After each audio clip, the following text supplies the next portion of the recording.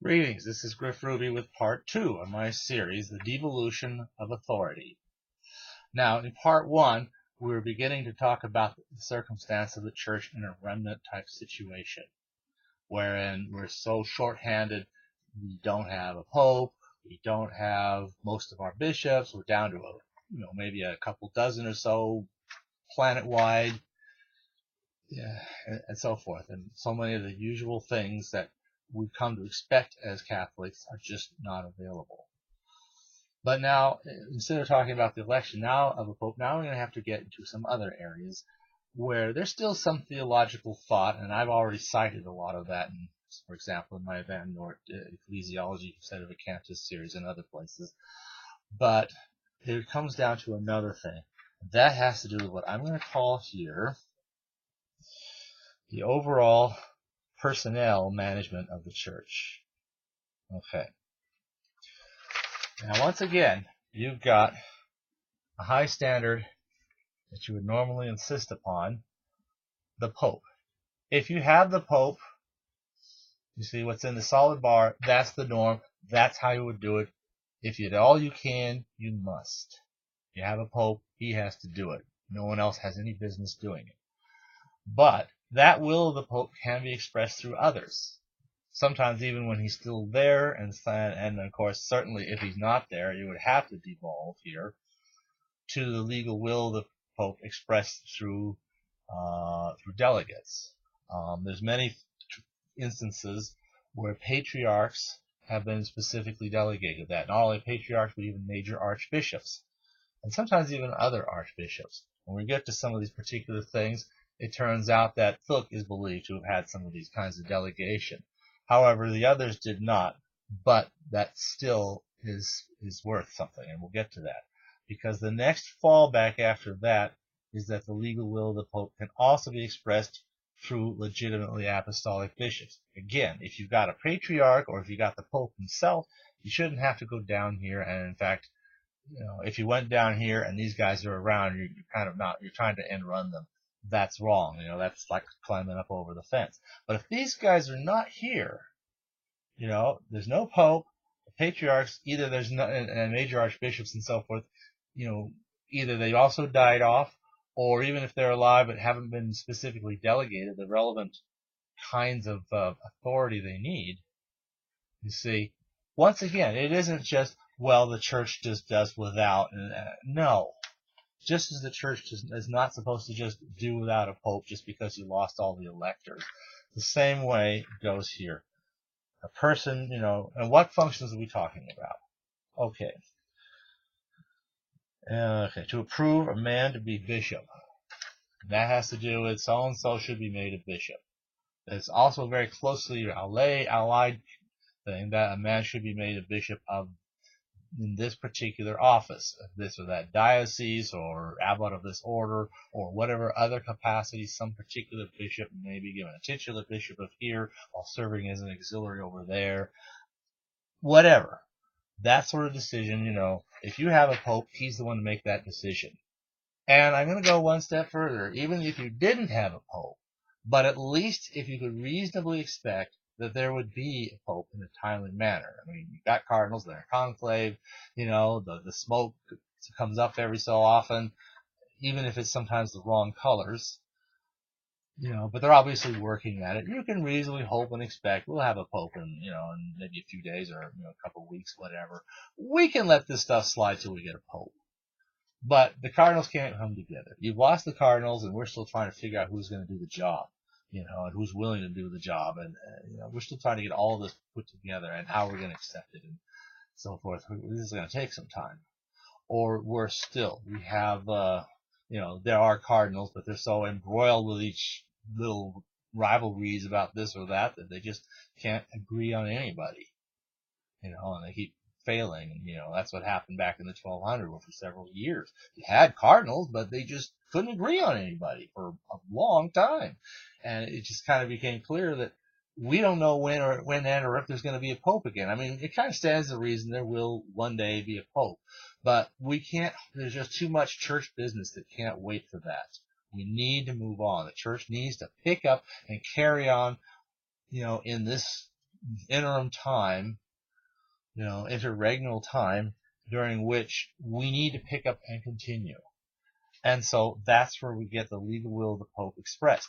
Now, again, as we know, some 21 bishops were consecrated during that vacancy of the 1200s. There was no Pope. And as far as I know, all, or at least nearly all of these, were Western Rite, Latin Rite, which means there's no patriarch or major archbishop who could have designated any of them. Because for them, the patriarch is the Pope. Being without a Pope, when the last Pope died and the electors weren't electing somebody else to take his place, they were not only without Pope, they were without a patriarch. So they really had just each other. That's all they had. A diocese goes vacant, and somebody from a neighboring diocese is going to be the one to supply the consecration. You see, he is the legitimate bishop. And that is this third thing. At least you still have a legitimate apostolic bishop. And if you're consecrated according to the rules, that makes you one yourself. So this could be perpetuated indefinitely if it had to be. We hope it doesn't. And in fact, I'm sure there's good reasons to believe that there will one day, may I live so long, be a time when there is a real Pope again. But in the meantime, however long that goes on, the church can pick up and survive. So this has to do with naming a man to be bishop or assigning a bishop to a particular office. It would also pertain to the creation of offices for the bishops, a new diocese, and so forth. Again, patriarchs have been allocated this, and what can be delegated can also be devolved as well. I mean, that's kind of another principle. I'm not going to say I know how to back that up, but it does stand to logic. It's something that can be delegated, either directly and personally or through the same method that other situations are delegated. What's kind of interesting to see is how sometimes this will of the Pope has even been represented by anti-popes. That, for example, during the First Great Western Schism, there were the three papal claimants, and they all set up bishops in these various different parts of the world where each where one or another held sway. And when they all put it all together, they didn't just have the one guy say, well, the Roman succession was right, we hereby depose all the bishops appointed by the Pisan popes, by the Avignon popes. They didn't do that. They kept them. As far as I know, I think they kept them all. Either all or virtually all. So that being the case, that's rather sobering. An anti-pope could appoint bishops. Now, that doesn't have as much bearing today as you might think, because, well, people call these Vatican heretic leaders anti-popes sometimes. I kind of avoid that because an anti-pope, yeah, there's been some heretical anti-popes. Novatius, certainly for one. Maybe Vigilius, when Pope Silverius was still alive, because he favored the 3 chapters, which as Pope he rejected, and rightly so as Pope, but as anti-Pope favored, you say. But beyond that, I don't know of any anti-popes. Of the 41 big anti-popes of Catholic history, I don't know of any others that were heretics. So, an anti-pope who's a Catholic, and the only reason he's an anti-pope was he's basically a victim of timing. He got elected pope when somebody else was already ruling as pope. Too bad, but he's still a Catholic. And, he might even know the other pope. He might even be competing with that pope or trying to show more truly Catholic and Orthodox. He's going to be, if anything, all the more careful to pick good, solid men to be bishops, who have business being bishops, Catholic bishops. So, of course, their episcopal appointments can stand. That does not go for a heresiarch like what we have today. So, Vatican heresiarchs will elect people who are heretics like themselves. Will appoint, I should say, heretics like themselves. So those are people that, of course, a true pope must at once, announce not only as deposing, but furthermore as having been their election or appointment null and void from the get-go. A heresiarch has no business telling who is or isn't having authority in the church. I mean, it seems like this should be so obvious. Can you imagine having it that a heresiarch is going to decide who in the church has authority and who doesn't? That's madness. I'm sorry, but the gospel is not about madness. And it's sheer feedism to say, like a pride of, look how much faith I have, even though it's absolute madness, I believe it. No,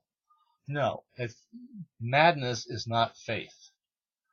Faith can say, I can believe that the church has continued, even if we had to take these fallbacks, and I can recognize where the faith is.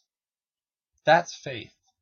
Feedism is more like, it doesn't make, I know it doesn't make any sense to have a heresiarch decide who has authority, but, the heresiarch says so-and-so is a real bishop, so I have to take so-and-so as a real bishop, even though everything he tells me is something I can't follow. Where are we going with this? No.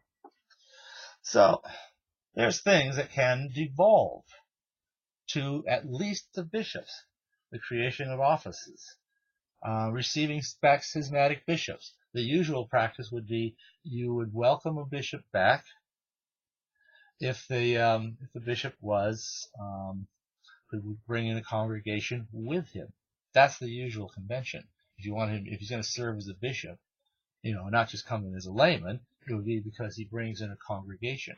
When, after the Phocian schism, they welcomed the churches in the East back to union with Rome, the bishops came in because they brought their whole church in with them, and they just simply became the normal bishops of all the flocks that they were already ruling, under Phocius' schism for a while, now back under the Pope. So that's how that works. You come in with a congregation. There's no good reason you can't just have that congregation as your congregation. If you come in as a bishop and so forth. Now again, that's something a pope should decide, but that too is in the same category of these other things. So, now the last part here, this may seem a little funny, but I'll show what I mean here. The organization or convening of a council. The bishops can certainly call a bunch of men together. They can conduct a council. They can have conclusions as a council. The only thing, though, there's some things that really cannot be delegated from the Pope to anybody, even intentionally. These are non-delegatable tasks. A Pope alone can approve the council. So whatever council bishops put on without the Pope, you could be a real council, but it remains like a provisional council, or the more normal term is an imperfect council, because it's not perfect. It has the big fundamental flaw that there was no Pope on hand to approve this. But that doesn't mean a Pope couldn't come along after the fact and say, yes, your proceedings are good, I accept all of them, or I accept some of them, or I reject all of them, whatever the Pope may come to say. So you could have an imperfect council. You could organize it, you can conduct it, and it would be actually not all that much different than maybe a local synod of bishops in, say, a particular region, which you could still just do anyway. That's what that would be like. So that goes to show that the again, it can devolve that far. And once again, it cannot devolve any further. You can't get to the point where, well, we don't have any apostolic bishops, so we have to look to the priests or to the bishops who don't have any legitimacy, bishops who maybe they paid some old Catholic to make a bishop out of them or something like that. See, it could never devolve that far, or to just mere laity. It can't devolve that far. So, once again, why? Because the apostolic body of bishops is a perjuring body. There will always be at least some. Absolute raw bare minimum, certainly one, probably more than one. Like I said, I didn't want to get into that particular aspect, but there's bound to be, apostolic bishops, even if it's only 2 or a dozen or a couple dozen like today. So, but there has to be them, and they have to be the ones involved in an authoritative capacity. And even for them to be able to do these things is only because there's no Pope, and there are no other individuals whom some Pope has delegated this kind of authority to. So, those are the other conditions. So once again, this outermost dotted line, indicates sort of an absolute raw bare minimum. You should never have to go outside that, because there will always be these bishops, and it would have to be up to them to continue being the single one apostolic person with the apostles. So I think that kind of covers that one.